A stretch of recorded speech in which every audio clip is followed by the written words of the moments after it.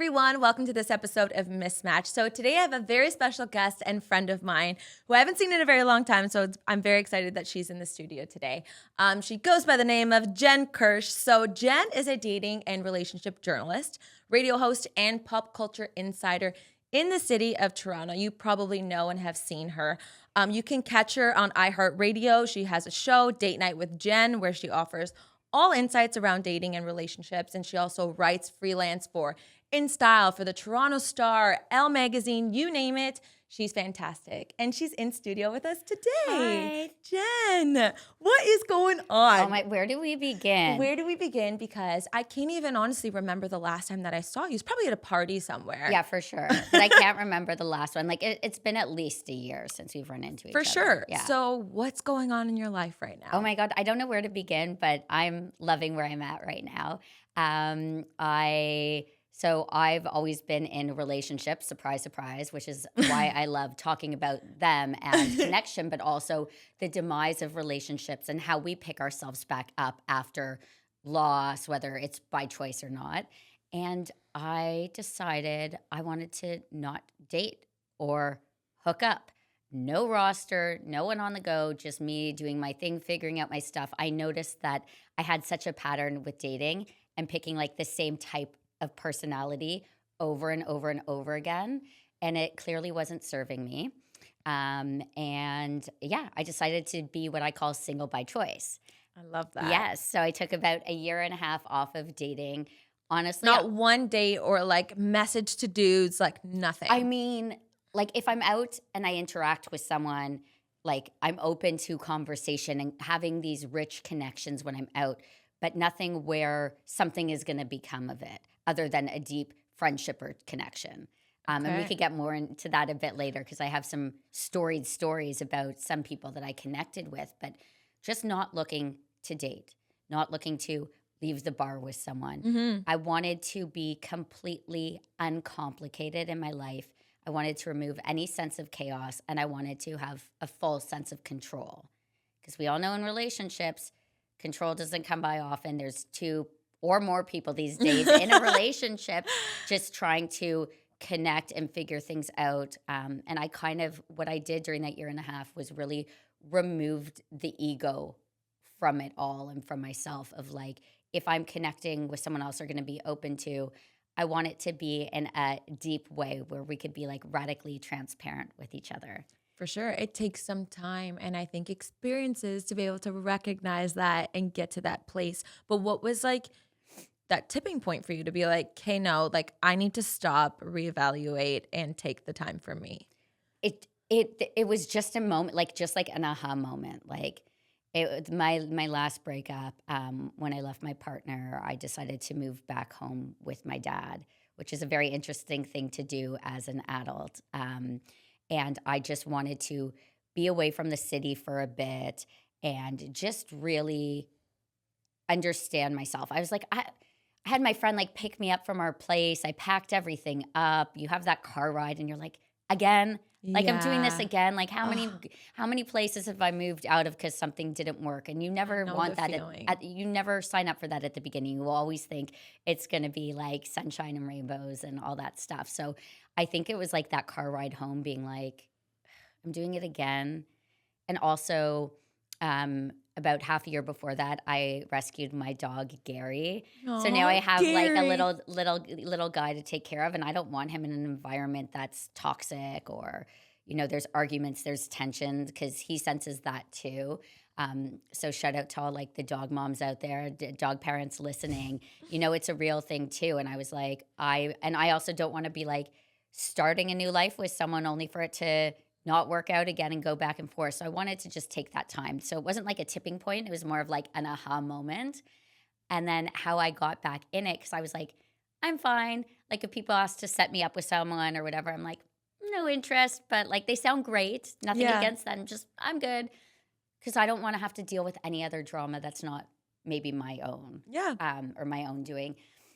And then a couple days before my birthday, I met someone at a bar at midnight at a local place that I go to. I was with a mutual friend of ours, and he got up to leave around midnight, and this person came in and took the seat. And there was something about him, like his jaw, his energy, just something. I couldn't place my finger on it. And we exchanged information. And the next day, he ended up in the ER. Totally unrelated to me or anything. Like, I didn't go home with him or anything. But you exchanged information. We exchanged information, and he's like, sorry, I haven't written back. I've been in the ER for 6 hours. I'm still here. So this is the next evening, and I volunteered to go to the ER with him. Oh my God, this is like a movie. Yeah, because I had a family member that had to go to ER a couple weeks before, and I took them.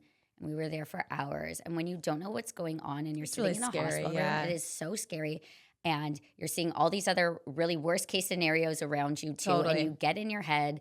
And there's something about him. I'm like, I don't want you to have to deal with whatever this is on your own.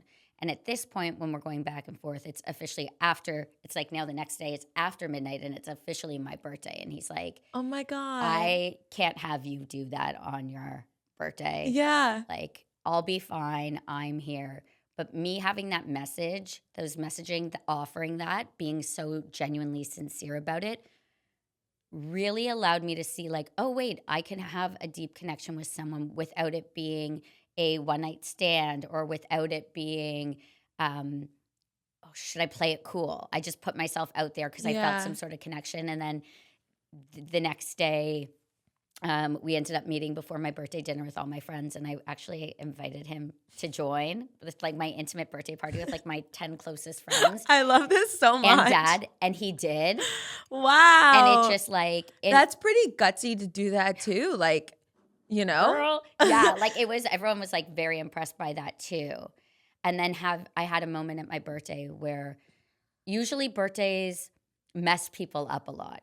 Oh, I cry. So the last few years, no word of a lie, I think I've cried like a week leading up to my birthday, like no one's business. Like so depressed, so sad.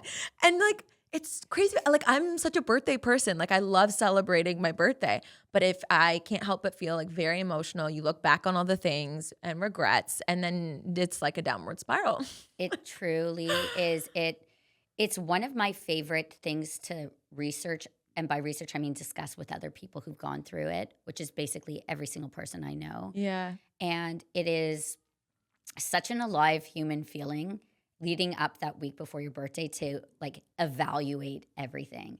So I think I was already in a super emotional place, but I'm also like, you know what? I didn't plan to meet this person. They happened to sit next, like my friend left, they came in, timing aligned, the hospital thing, my birthday the next day. This escalated quickly, but like I even said to him, this feels like it could be something big. We may never even speak after tonight. Like who's to say? Yeah. But if you're open to it, like I would love to roll with this. And it was like a cute little like couple week love affair. And then just life happens. And we could get into like those situations too, where it's like sometimes you don't really know why something isn't working out or why you don't hear from someone. And of course, health issues, you know, after the ER for this person too came into play. But that's what got me back on the horse, so to say. And now I am. It's like the belief in love was reignited for you. You needed like a solid human to do that, you know, even if it wasn't meant to be. Yes. And I'm sort of sad that I didn't get closure because it was so intense and we shared so many deep-rooted, beautiful things, but I'm so grateful for him. I think he's a remarkable person, at least what I saw. And it has put me, it allowed me, my birthdays, I'm a Gemini, last day of Gemini, so close, like mid-June, just after mid-June, and it put me in the perfect situation for summer romances. I love that. Dating anew without any care. Like, you know, your last breakup, how did you feel about dating again after the breakup, and how soon after or late did you wait, and why? That's a good question. Like, so my last breakup, I'd say I waited like 4 months before going on a date. And I mean, I think I go against all the rules, to be honest, of like what you're supposed to, like I would never recommend what I did to somebody else. But after 4 months, it was a setup. That's the only reason why I went out, because I was so turned off and not looking to like meet someone. I was like, you know what? I'm just going to go out and have fun and be open to things and whatever. And yeah, so it was a setup. I went on the date and then we started dating like right away. It was like the first dinner that we had. It was like, there's undeniable chemistry here. And I felt like there was something there. Like you said, you just can't explain it. There's just a vibe. There's a feeling when you're across with someone, when you're like, this is going to be a thing. Like, I just know it. And that's what happened. I love that. I just got shivers because that's so true. You just feel it and you go with it. And like, I'm just done with like the games. I mean, there's so many TikToks about do this and have your feminine energy and do that. I understand. Manifest this. I get it. I'm here for it. I'm not putting it down. But if you just trust your gut and listen, but like actually listen, you'll be guided very clearly of what's meant for you and what's not, and what to invest in and what not. So the reason why I asked you that question is, you know, in all of my past relationships, I don't want to knock any person I've been with, but I pick a very specific personality type, and it's very difficult to be in a relationship with that certain personality type. And I was always scared to move on. I think I was like, I don't want to say conditioned because that sounds a little over the top, but I felt like I would be doing something wrong if I were to move on. Like they'd think, so you really didn't love me this whole time or something like that. Interesting. So I would, after every breakup, just sort of keep to myself and do my own thing and until the guilt subsided long enough, or maybe I learned that they were dating someone else again. Then there'd be like sweet relief, and it's like, okay, I could put myself out there. And that was also something that I wanted to work on. And then there was always guilt when I started dating again, even if it was 8 months later, they had moved on. Because why, Jen? I don't know, which is why taking that time off of dating was so important to me. I think that when you're in a relationship that's maybe toxic, you're being told messages about yourself that you start to maybe believe. And so you want to do everything to like, no, I swear, like, I'm a really, like, I do, like, I really love you and I care, and this is so different. And I find that, you know, past partners would be like, oh, but you've been in a relationship like this before, like, you know, how is this different? Why me, or whatever? And then you're like, I want to take care of people. So I think that had something to do with it. But now it's time to take care of you. Yeah. In the past couple months, I have never, Nicole, ever in my life had this sense of freedom and lack of responsibility to others but myself. I love that for you. I am not doing anything wrong. I've dated so many different types of people over the past couple months. Have fun. Like, a lot younger. A little older, band guys, a PhD student. Like, it's so varied, and I've never allowed myself to do that. And I'm so open to connection as long as it's real.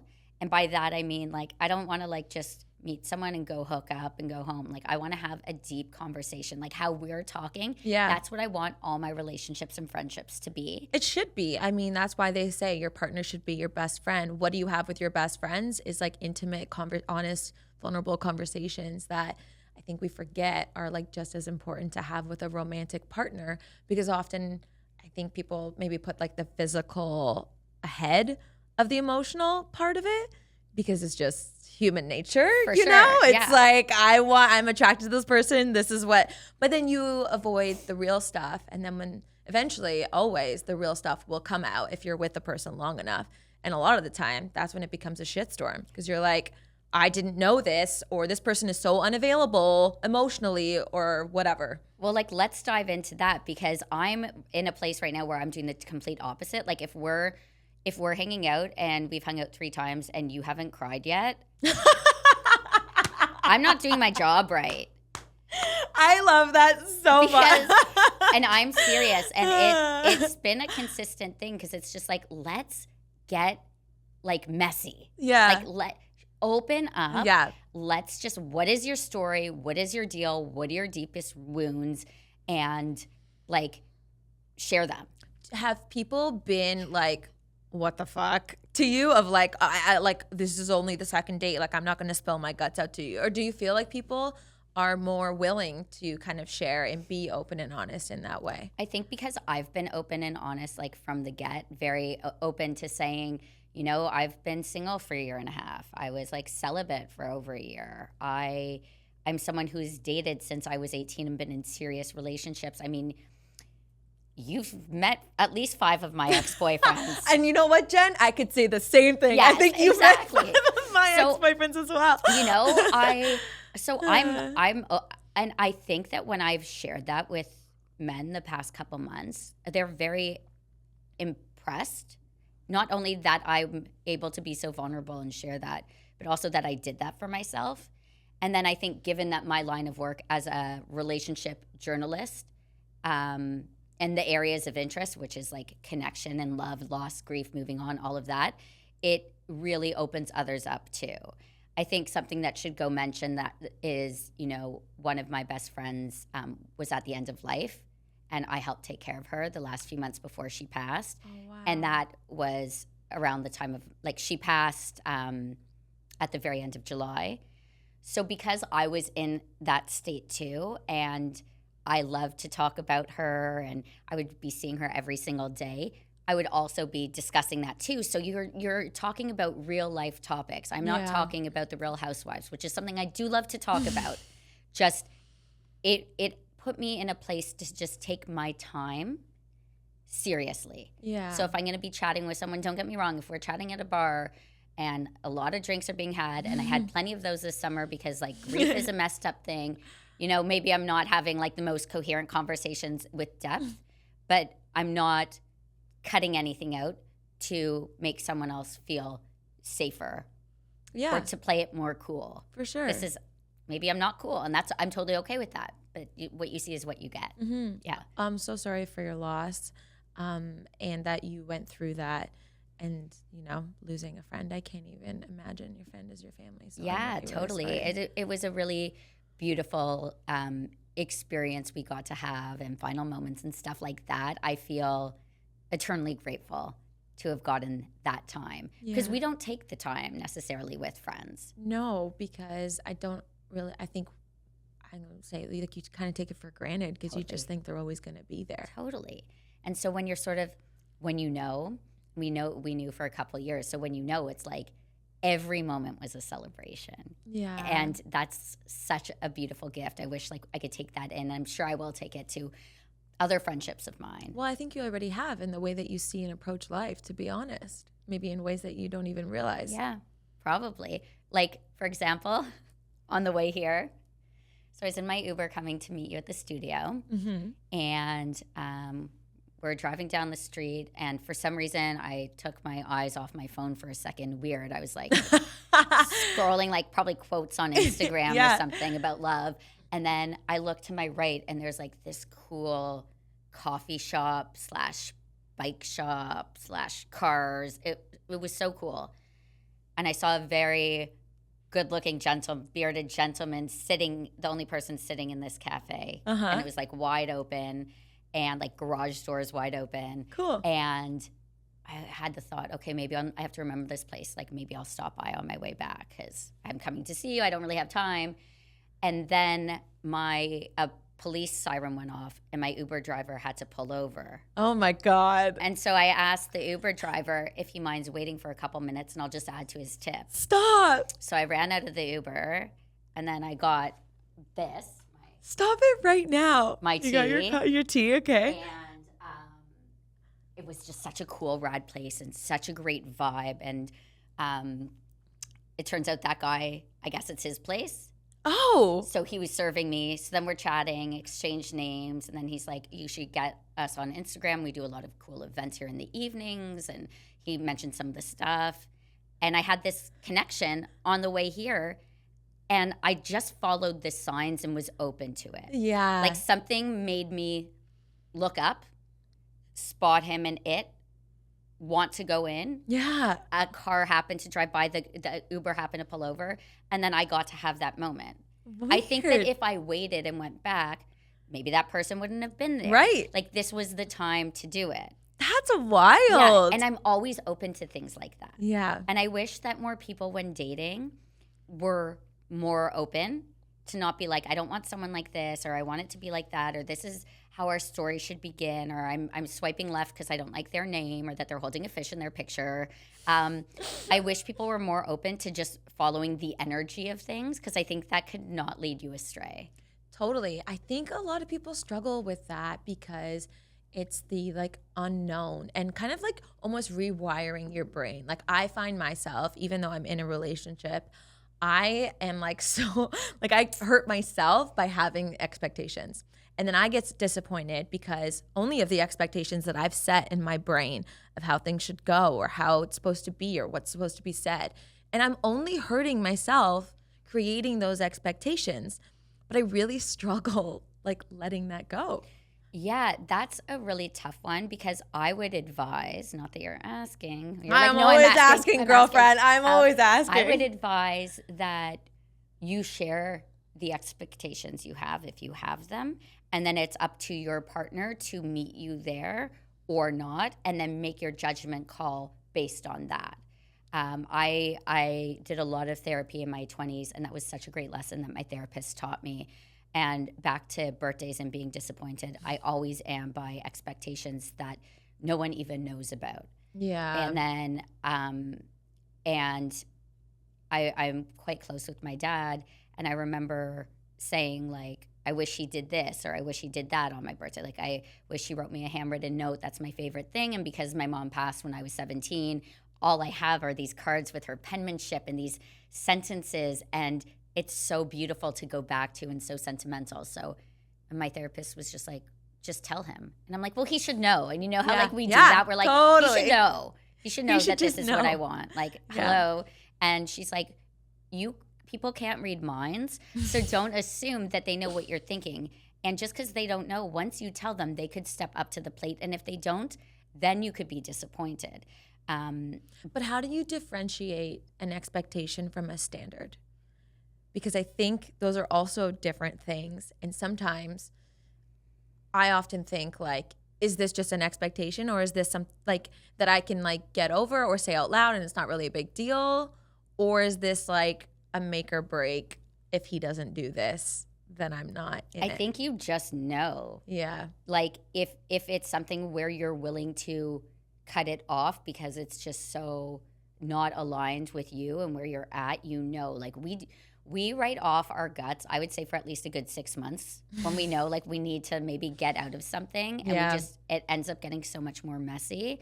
But again, expressing yourself and what your needs are and what your wants are, and then sharing that allows them to step up to the plate. Communication is so It's hard. so hard to be It is so hard. so honest. Yeah. I was hanging out with someone recently, and we were just like laying down on the couch, and I just like noticed him.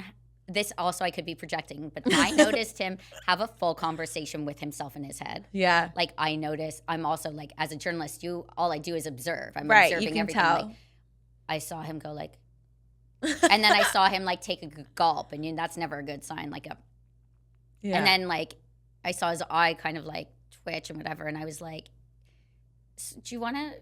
What story are you telling yourself in your head right now? And I just called it out because I'm like, I feel like, you're in your head, and if you want to talk about something, like just use your words. Yeah. And I think he was really shocked that I called him out, and I didn't get my answer this time, maybe next time, but briefly after I did a like, and he's like, what's that sigh, Jen? Yeah. What's that about? What story are you telling yourself in your head? So I like that. And I just think we could sometimes maybe call each other out when people are, caught in their head or in their minds. Yeah. Yeah. And documenting things is so important if you are in a long-term relationship, because how many times have you had like friends call you over the years and complain about the same thing about their partner, and then you give them the advice and you get them through it, only for the same thing to happen 8 weeks later, 6 days later, whatever the case is. I think that our minds play tricks on us. They're so good at protecting us that we often forget that we're going through the same thing over and over. Like we write it off.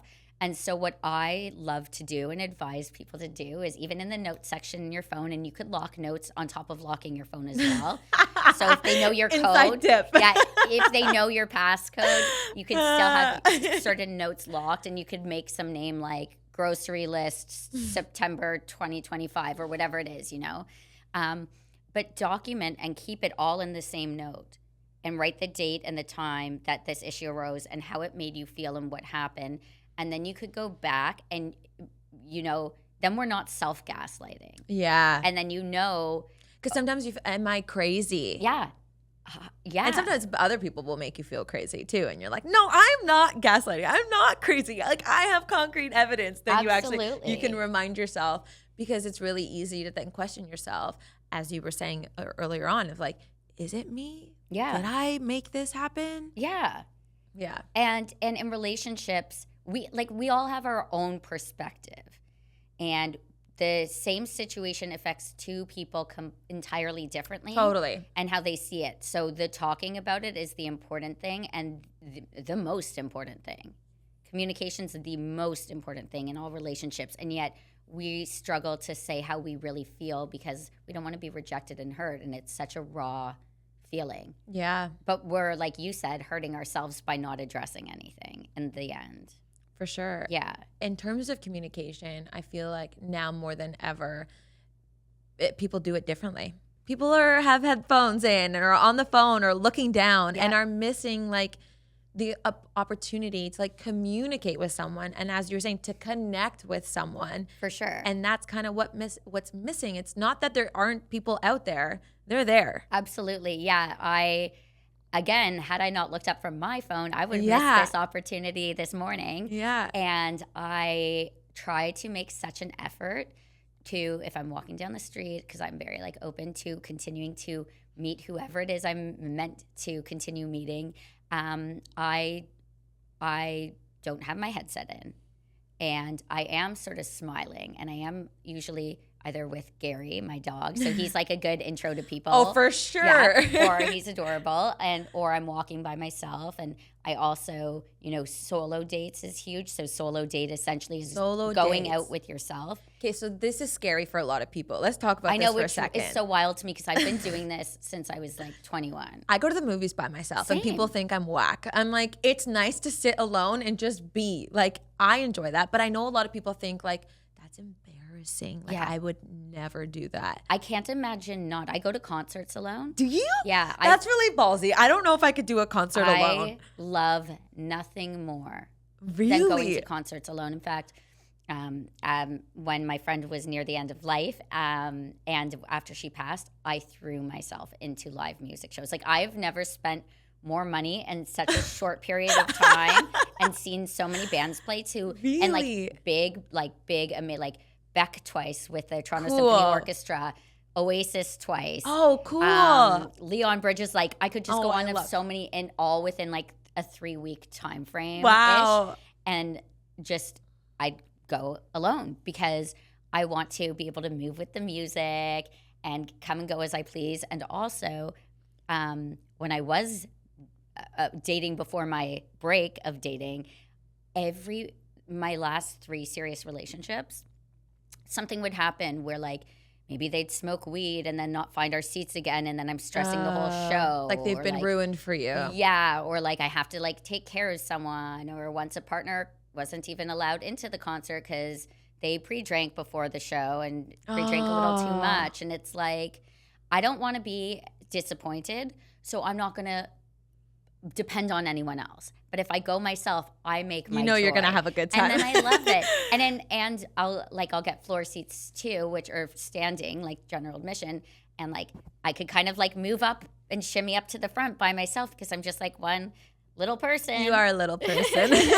And I'm solo, and I'm not like schlepping around like another dude. And then, it's just I love doing that. So solo is difficult for a lot of people, but it's so beautiful, and it really aligns you up to be open to meeting way more people. Mm-hmm. Like I could sit with a notebook or with a book at a restaurant or at a bar or on a patio. So that's the key, because if you're on your phone, it's a bit of like a don't bother me. But if you have a book, it's a little bit more like approachable. Absolutely. Okay. It's a conversation starter. What are you reading? Okay. Or sometimes, like, I like to wear, some of the outfits I've worn the past week, I wanted to live a little, and I almost call them like costumes. I and love they're that. all conversation starters. Well, it's so funny because not for anything, Jen, but when I think of you, I think of Carrie Bradshaw. And I hope that's a compliment to you because Yes. I love her in Sex and the City, obviously. And you, like, saying you dress up, like, I just thought of Carrie immediately. I was like, and that's, of course, that's so fitting. It's so fitting. Well, yeah, I get that comparison a lot given what I do for work, and also like the dating now and just being open to anyone, and the sense of freedom is just the perfect place to be at. But yeah, dressing weird or wearing something cool or something that has a story really creates connection. But when I go out alone, I'm sitting there, I am looking around, I am making heavy eye contact if I'm being called to a certain person. And you know what? I'm probably going over to them too.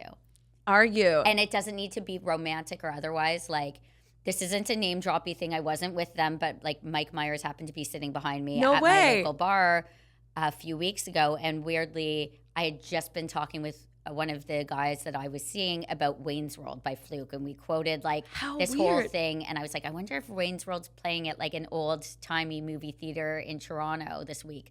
Looked it up, and it was actually in a drive-in, weirdly enough, like a drag drive-in. Like, it's a Oh my drag show God, drive-in. that's so fun. So when I found out he was sitting behind me, I immediately got up. I wasn't like, oh, what do I say or what do I do? And I got up, and he was sitting down with a friend, and I bent down so he didn't feel like I'm standing over him or intimidating him in any way or whatever. Like, I didn't want him to hover, feel, like- I didn't want him to feel like cornered, even though that's literally what I was doing. And I introduced myself to the woman first and then him. And I told him the story of why we were talking about a gun rack. And we went into the whole bit, and I started saying it to him, and he finished the sentence. Oh and my then, God, I love and then, that. like, you know, I didn't ask for a picture. I didn't have anything more than that to share. The next day I was like, oh my God, what about Shrek? What about like, and I started thinking of all these other things that he's done but that's just what came to me in the moment. And I acted immediately on it. And then I removed myself from the situation. And I think the same goes for dating or meeting friends. It's like, take the opportunity if you have the thought. Also, if someone's in the room that you don't like and you know it's going to be awkward and your mind's going to be on it the whole time, just approach them immediately. Hey, notice you're here. Just wanted to say hi. Have a good night. And then that's it. Yeah, And it's you off. get it out of But your just, like, system. I think just like going with the flow with those things. So when you're solo, also something like that is so easy to do. Mm-hmm. That's when you're very just true. there. So that's where that story came from, the heavy eye contact and just being open to talking to someone.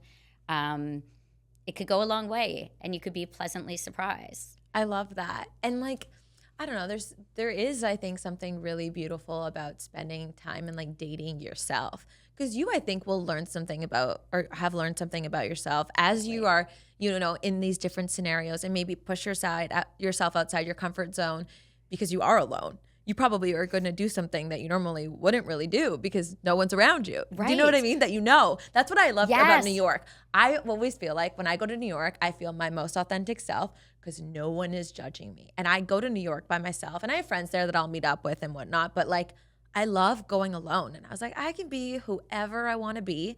There is no judgment. And anytime after a breakup, I actually would like to say, I go there to like find myself again. Yes, I again shivers because I was just going to tell you a New York story as well. Oh. And that's the same thing for me.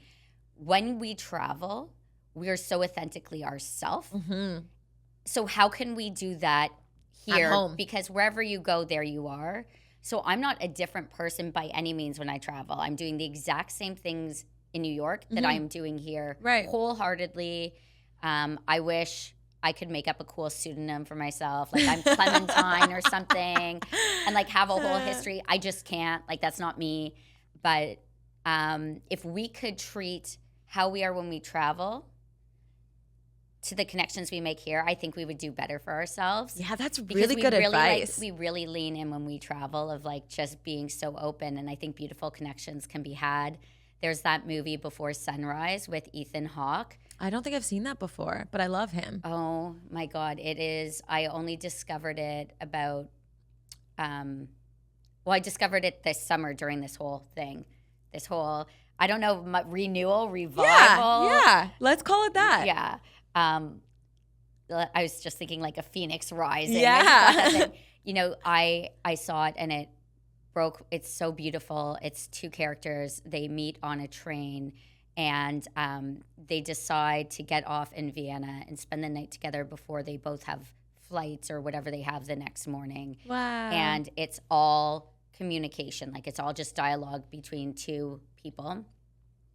And it could happen, and they were so open with each other and sharing everything about their life because they knew they'd never see each other again. Mm-hmm. And there was like, let's just live in this moment. And they get really attached because it's so beautiful when you could be so authentically yourself.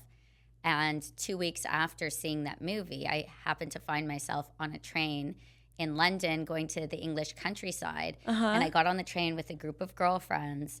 And we made it in the nick of time, doors closing, almost very sliding doors but doors closing, and everyone kind of like went and stood there. And I noticed this guy sitting on the train, and then there was an empty seat next to him, and no wedding ring on. I always look for that. Yeah, me too. I always look for that. I don't want to be a creep. Yeah, for sure. Well, I am a creep. I just don't want to. But creep in that way of like looking because you don't want to then approach someone who, you know. So I sat next to him and he had some paper he was writing on, doing notes. And I noticed this woman, like at the seat next to us, had a whistle attached to her bag. It was the strangest thing. So I asked him if this paper is important. Okay, write on the back of it. And he said, sure. And I wrote down, why does that lady have a whistle on her bag? Like, is this a British thing? Yeah. And then he writes back. And then we have this whole inside joke. Oh my God, that's then so we start cute. talking. We're on the ride. And this was the end of July, and we talk every day since. Really? I don't know if something will happen, but had I not seen that movie, I wouldn't have been in that situation. Right. I wouldn't have been open. But I created a conversation and created an opportunity for myself because I felt like it was there for a reason. Like, why did I see that film? Why is this person sitting next to me? The craziest thing was I was covering TIFF. So TIFF is our Toronto International Film Festival, and I cover the private cast parties, sort of taking people behind the curtain, so to say, and things they wouldn't hear about otherwise because there's not other journalists or stuff invited. Right. And it was for a Scarlett Johansson movie, her directorial debut. So I wasn't really expecting other people to be there that weren't involved in the film. Yet sitting at a table with her was Ethan Hawke. Shut up. And the producer of the Before Sunset film trilogy. Stop. So did I imagine? Okay. So yeah, you see where this is going. And so, he got up and I was standing by the bar and he got up and came over and I just put my hand on his back for a second. And I brought something up to him and we had a very sentimental, sweet, somewhat brief, but perfect, beautiful exchange. And I didn't even think about the Before Sunset. I wish I shared with him and he could see all the voice notes between me and this like British guy and how he inspired this. And who knows if anything will ever happen. It could just be a pen pal. But like I said, I'm not looking for anything right now. I'm open to whatever. And when I'm seeing anyone, I tell them like I'm not in a place where I want to settle down with anyone at the moment. I'm just trying to experience this new sense of freedom. Mm-hmm. And probably also sort through my grief that I'm going through too. Yeah, but for sure. So anyways, with Ethan Hawke, so we're talking and it was just such a beautiful moment. Anyways, that was it. Didn't take a picture with him. Went on with the evening and the party. And the next day I get a DM from someone and the DM is a picture from the distance of me talking to Ethan Hawke. Stop. And him like looking super engaged and you just see the back of me. Oh my God. So I sent this to Boy on the Train, this picture. Oh my God. And what he said was, if I'm not mistaken, that's the same dress you were wearing when I met you. Stop. And that's the only time I've ever worn that dress. Stop. So like these I have things, goosebumps. Yeah. So these things keep happening in my life because I'm so open to them. Yeah, that's wild, Yes. Jen. Yeah. And everywhere you look, there is some sort of like, I feel like this is the universe rewarding you for making these choices. I honestly, I For making you feel see that. like you're doing the right thing. You're on the right You're track. on the right yeah. path. Yeah. I really like to notice those things. I think that when it comes to dating and relationships, people want really cut and dry advice. where do I meet someone? They want a specific one answer. This is where you go. This is what you do. Yeah. Or people complain about what city they live in. So let me go to a different city because Everyone says Toronto is bad. Yeah, but any city is going to be if you're not open to it. Mm-hmm. And if you're going to be judgmental or if you're going to be swiping and not giving people a try for reasons you don't know, because unless you're in real life and in someone's energy, you're not going to know. Anyone Right. could select certain photos, certain highlight reels, share what they think they want. But until you meet someone, you never know how you're going to interact with them. Right. And unfortunately, when you do meet someone and you hit like the 2-year mark, you're like, where was the person from the beginning? And do I want this to move forward? Because I think that we really think we have an idea of someone when we put a lot of effort into choosing a partner. Yeah. That we don't want to like let go of it because we feel like, but I put in this much effort. How else will I find someone? But there is no cut and dry answer. It's just realizing we have one life and being open to not wasting any time that isn't serving you. So if someone's listening that's in a toxic relationship, or they're feeling more sad than happy, or they find themselves constantly like asking ChatGPT, what is going on? What do these text messages mean? I feel like so many people can relate to that. You're like, I feel typing called out. I feel like this. Is this normal? Yeah, is this okay? And like, if you're always calling your friends and complaining about the same thing, why are you addressing it with them? I've had situations where someone ended something with me that I wasn't even going out with in the first place. And it was a couple of weeks, and he was like, he's like, I think I have to end this. And I was, in my head, I was like, end what? I was like, I'm seeing someone else. Anyways, Yeah. And he's like, I don't know. I spoke to my friend yesterday about it, and I just like, I feel like you're getting too attached. And I was dying. I was dying in my head inside because I'm like, but I'm dating 2 other people. That's the most like cringy response to say to someone too. Absolutely. Well, in that same breakup, then I told him, I go, can I be really honest with you? And then I told him that I've also been seeing a couple other people and he's like, but you spend all your time with me. I go, I said, I'm present when I'm with you. Yeah. And I do care about you. Having said that, you know, when you go to your job or you go to this, I have time. So you may spend all your time with me, but I don't spend all my time with you. Uh-huh. And I was just very truthful. And I go, to be honest, you told me you were hurt by someone because they were seeing someone else when you were dating. So I was very clear with you that I am not looking for a committed relationship and I want to date other people. Means. But I Yeah. didn't share with you specifics because I didn't want to hurt you. Like, that's not what this is about. We're just Right. having fun, like summer fun. I wish instead of going to his friend, if he started to feel that way, that he just said, hey, like, what's really going on here? Yeah. Like, you say you want something casual, but it feels like it's not. Where are you at? Have things changed for you? I think that would have been a good approach. But again, back to communication. Why approach the real topic when you could go to your friends, figure out a story that doesn't exist, like create your own narrative, and then try to ruin something. And then once I shared all that information, then he was like, oh, okay, then we could keep seeing each other. And I was like, so my non-breakup breakup is now not a breakup. It was just like, why do these things happen? But it was for you at that moment, I assume. Pretty much. Like, Yeah. I also am very good with giving people leeway. Like, I'm not a very reactive person. I think that if someone's so human and they're in their head like that, like, you got to get out of jail free card. Just learn from it. And if this is something that persists, that's when I could make my judgment. But I'm not quick to cut people off because I think that we all make mistakes and we're all trying our best for the most part. We're just trying to navigate our feelings. Mm-hmm. And a lot of these issues that arise, especially when just dating and not in a relationship, is we self-sabotage because we don't want to get hurt. So let's do something first. Find it out, yeah. And that way I won't get hurt. But if they care for me enough, they'll put up with the crazy. Right. And that's also really kind of beautiful because, like, we're multifaceted. Yeah. Yeah. There's chaos, even though, like, we could be cute, fun girls and or professional people, you know, there's still chaos. We're still human. For sure. When I was first dating my current boyfriend, there was a couple moments where I for sure like would catch myself and like being a little crazy. And it's from like trauma, obviously, and trying to like protect yourself. Same thing. And like I was sometimes quicker than I should have been. And yeah, immediately the knowing of like, I know you're crazy. It's okay. You're allowed to have these outbursts, but Yeah. you're human. It's fine. Yeah. So you didn't feel judged. I didn't. You know what? Because similar to yourself, I felt like in this relationship, I approached it very much of like, I'm going to be my most authentic self and say things that I maybe would withhold for quite some time and say it off the bat because I don't want to waste my time. Mhm. I'm not going to pretend to be someone I'm not.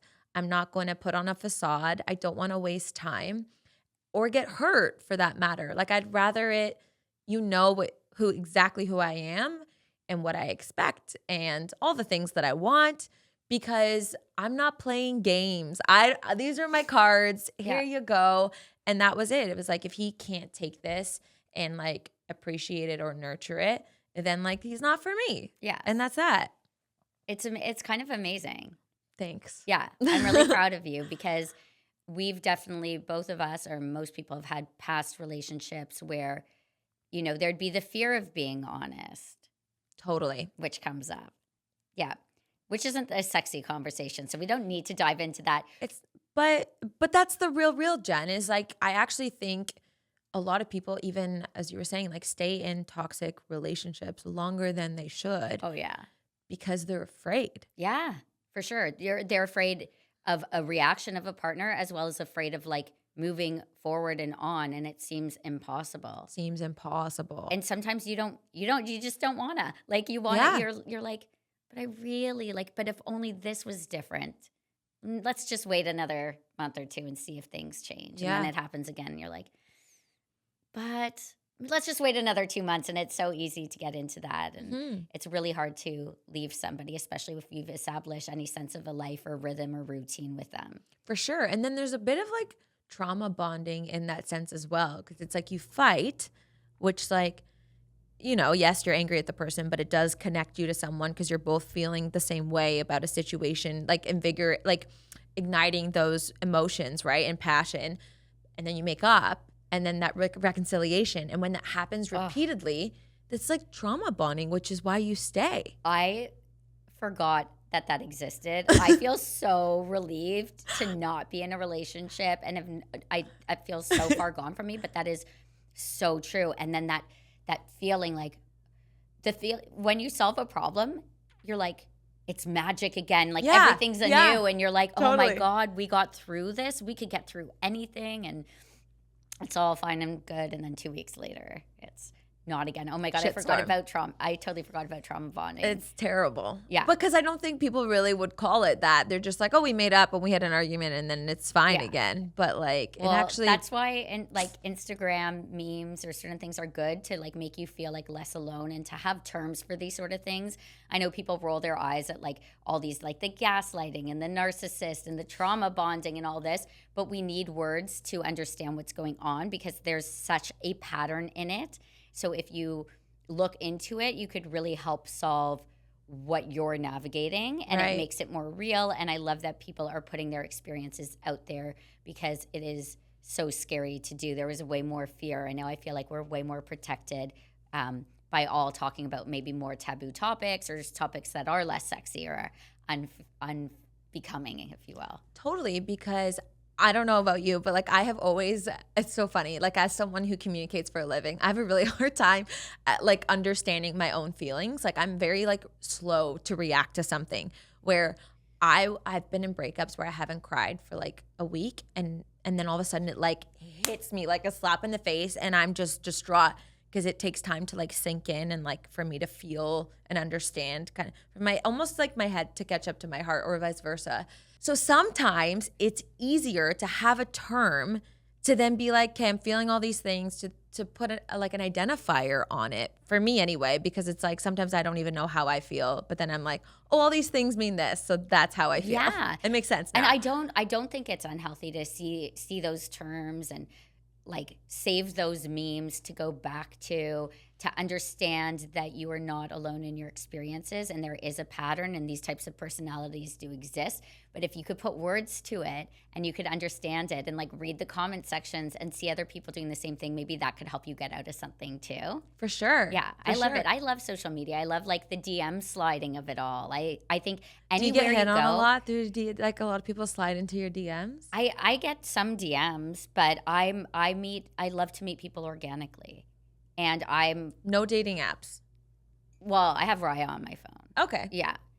But I mean, everyone on Raya like does not live here. I was just gonna say, I'm like, well, that app doesn't really count because they're all abroad anyways. Yeah, I don't even know its purpose. I think its purpose is like I don't play video games, so like that is mine. Yeah. So when I'm done with the like Instagram quotes and stuff or like vegetarian recipes and like dog merch, then I could like just go swipe for a few minutes and move on with my day.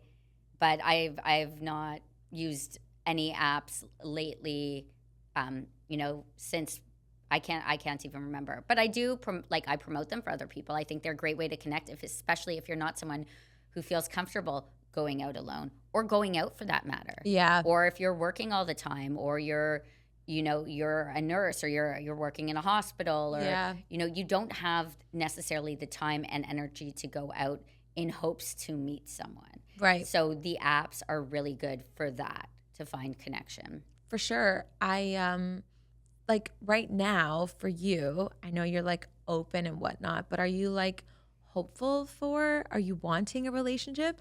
Or are you in this like, because I think, and I know you had mentioned this earlier, like, more and more people, and I think women, because often it used to be that like women are the ones that really want to be in a relationship and settle down, quote unquote, more than the male. Mm-hmm. But like I feel like things are turning and more and more women are okay with making connections, going out, having a great time, but then being alone at the end of the day. And there's nothing wrong with that. No, I love that. Someone who does that in like the celeb world is Emrata.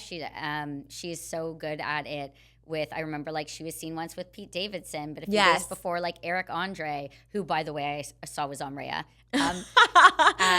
And like they did a fun Valentine's Day post together, even though a few days after she's with Pete Davidson, they did like an Instagram picture on the grid of like him or her being naked and covered by something. I love that for her. I found that very inspiring because I felt like she's not in a relationship with this guy and he is a comedian, but they're putting it out there. People could like, she's openly dating multiple people, and that's okay. And she's said in interviews and stuff and on her own podcast, which is no more, but it was a fantastic podcast, that, after having her son, I think his name's Sylvester, after having her son, she realized, and then going through her divorce kind of immediately after, she realizes she has the baby. That's the gift. She's fulfilled. She has her career, so let her do what she wants, and she doesn't owe anyone anything. And I love that mentality because it used to be frowned upon and judged, especially in a celeb light.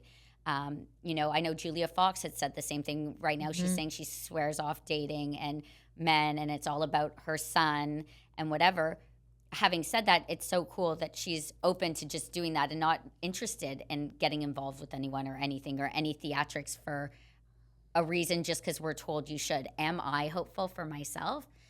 Absolutely, because I feel like I keep being rewarded by getting to meet such remarkable people, to see patterns in different people and how they interact, to see patterns in, I've been ghosted this summer 3 times. What? And I always feel like I know, like you just get this feeling. And it's so interesting to me because it just takes the best thing I think you could do for someone, especially if you run in similar circles or go to a similar venue. I think the best thing you could always do is just like hey, this isn't going to work for me, but I'm sure we'll run into each other. So I just hope you understand. And I hope totally all is well or something.